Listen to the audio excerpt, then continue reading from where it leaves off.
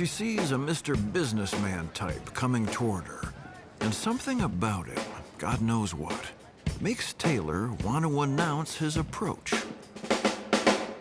She could speed the beat up, get some Tom in there, but she's watching Mr. Businessman, and that seems wrong for this dude. She believes Mr. Businessman will just go on past on his way to the business hotel. And when he's gone, Taylor will switch to something else. But instead of floating on by,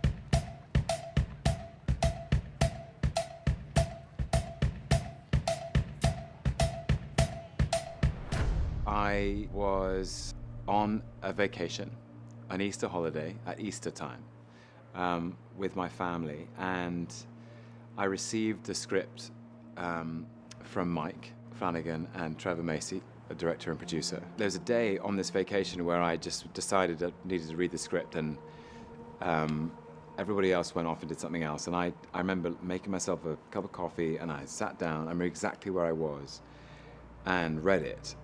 And I didn't know anything about it. Like, I knew absolutely nothing. I hadn't read the novel, the short story. Life of Chuck contained inside a compendium of stories published by Stephen King called If It Bleeds. I hadn't read that yet. And so it just came to me, landed in my inbox. I started reading it, and I knew at least the character of Chuck was what I was supposed to be looking at. I was thinking, oh, this is interesting. And I felt so immediately excited by it. I was like, this is brilliant. I got to the end and I was like, this is perfect. This is a perfect story. Very, very thrilling. It has such an extraordinary momentum. It's a great movie because it's got a propulsive energy that keeps it moving forward. You always want to find out what's happening next. I was really moved by it and really thrilled by it and really excited by it, and couldn't wait to get on the phone to Mike and Trevor. So we did, and we got on a meeting on a Zoom, and I said, I love this movie. And I love dancing. It seems like this movie has dancing in it. Can I be in it? And they said, yes, you can, which was excellent. Yeah, we really hit it off, and it felt like we all understood each other and kind of connected on what the film was about, really.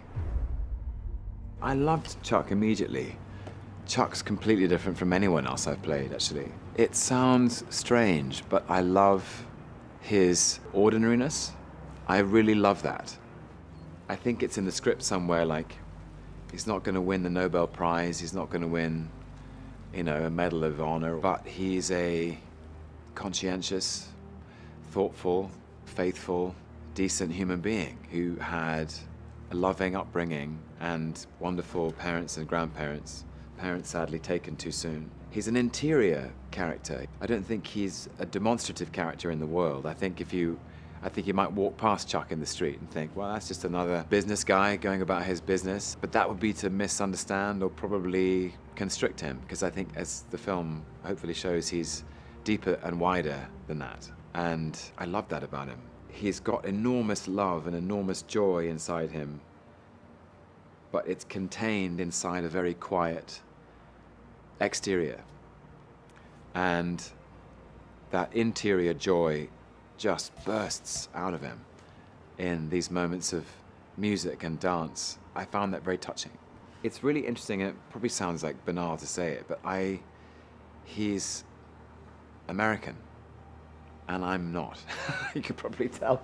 But I was really drawn to just playing this American guy, Chuck. It starts with Act 3, moves into Act 2, and finishes with Act 1. In Act 3, you think you're watching one movie. By Act 2, you know you're watching another. And in Act 1, it all starts to coalesce and find a resolution. But it has this beautiful structure.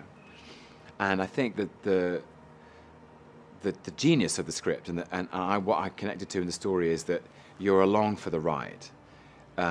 You're introduced in Act 1, but it's really Act 3, to these great characters, to Marty and Felicia and their confusion, their predicament. What on earth is going on?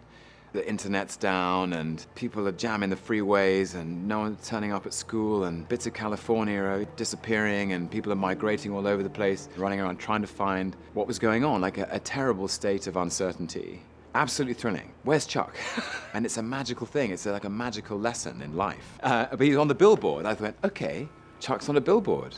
39 great years. Thanks, Chuck. The Midwest Trust works for this bank. And it was so surreal and so strange, and I was so intrigued by the strangeness of it. That sense of impending dread created by these natural disasters happening, and these very intelligent and kind of deep characters trying to make sense of it, and being so confused by Chuck everywhere. And then he's on the television, and then he's on the laptop, and then he's everywhere. And then he's graffiti on the wall, and them trying to make sense and trying to find meaning in this madness. I think for me what connects the three acts together in the end is love. Each act ends with love and characters saying goodbye to those they love and understanding how much that means. Goes back to Nat King Cole, the greatest thing you'll ever learn is just to love and be loved in return. I think that's at the center of the film. The rehearsals, the choreography, the practice, the hours we spent, I mean, it's just been the most extraordinary journey. I have danced before, pulling out moves learned in a misspent youth in the 90s, you know, like nothing formal, nothing organized or elegant or anything. This is really new territory for me. I've loved dance. I mean, I love to dance and I love watching dancing. I went through a whole period actually in my 20s of finding old musicals, like really discovering them and seeing them for what they were and just enduring classics. You know, watching Fred Astaire and Ginger Rogers, or Fred Astaire and Rita Hayworth, or Gene Kelly. From the first reading, it was really clear to me, and I do remember mentioning this actually to Mike and Trevor. I was like, I got to get some help. I can't do this on my own. The formality and the rigor, I was like, I need some rigor. Anyway, so the good news is Mike and Trevor found Mandy Moore, who is honestly one of my favorite people on the planet. She's just pure good vibes. And we had so much fun putting this together because we were all kind of scattered in different places. Mike and Trevor and Mandy organized, I was in London.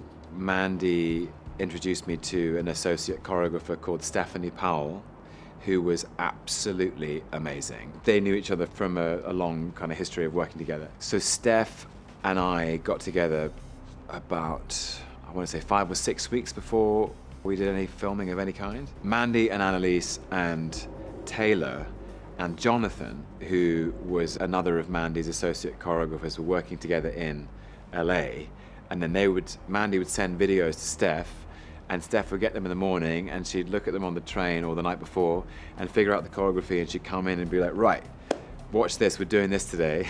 And I kind of went through a fast lane version of what Chuck goes through. And then magically, 2 weeks before we started filming, we melded the magic.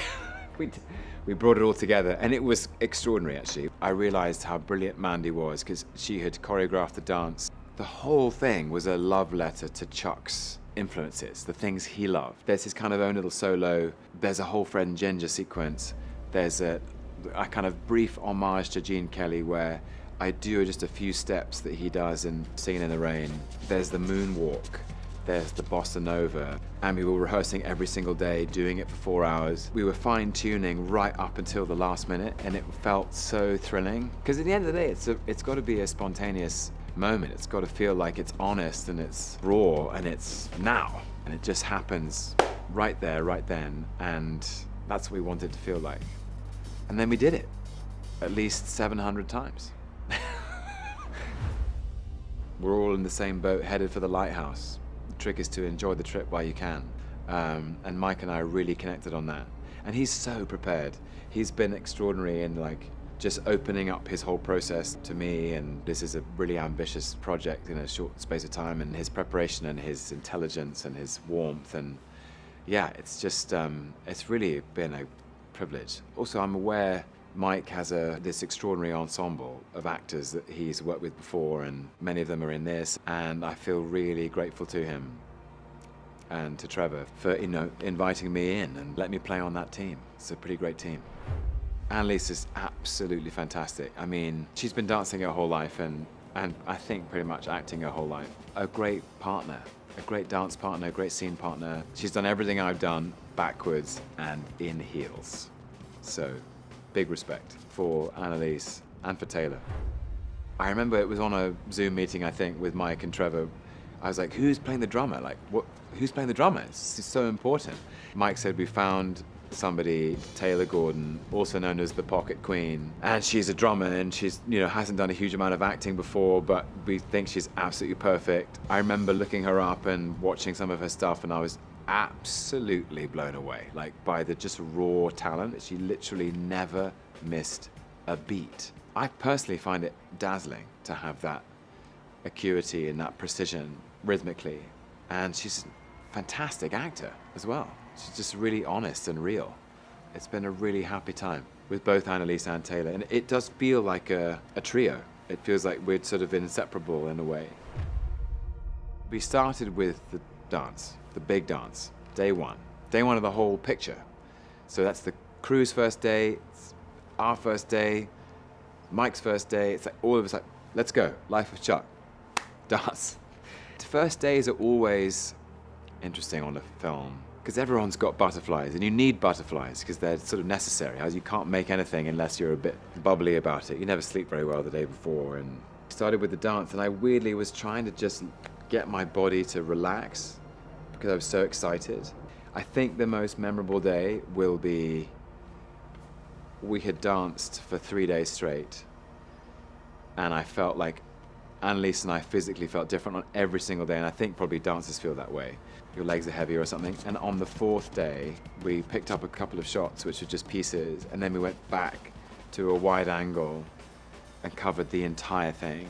And the second take was just magic. But it was magic because of everything. Because of the light, because of Taylor, because of the frame, because of the movement of the crane, because of all these amazing background performers who were super into it. Annalise and I just locked in. It felt precise. Anyway, I'll never forget that. I'll never forget that feeling of it's precise, but it's free. I think what's really surprising about The Life of Chuck is if you're a fan of Stephen King, I mean, Stephen King is such a kind of titan in literature, and everybody knows exactly what he does and who he is and the world he's in. And I think this is surprising because it's got so much lightness, and it's so warm, and it's so sweet, which isn't to say it doesn't have its own sort of underlying foreboding, because I think in all Stephen King stories, life is precious and can be taken away very quickly at any time. But it's surprising because it's got this slightly spooky, uncanny feeling, especially early on. But it opens up almost into this kind of music box of joy, and that's there too. And I hope that people remember that about Stephen King, and I hope that people will remember that about Mike Flanagan. What I really hope the audience will feel is what I felt when I read it for the first time, which is a surprise and delight. I want them to feel delighted by the story.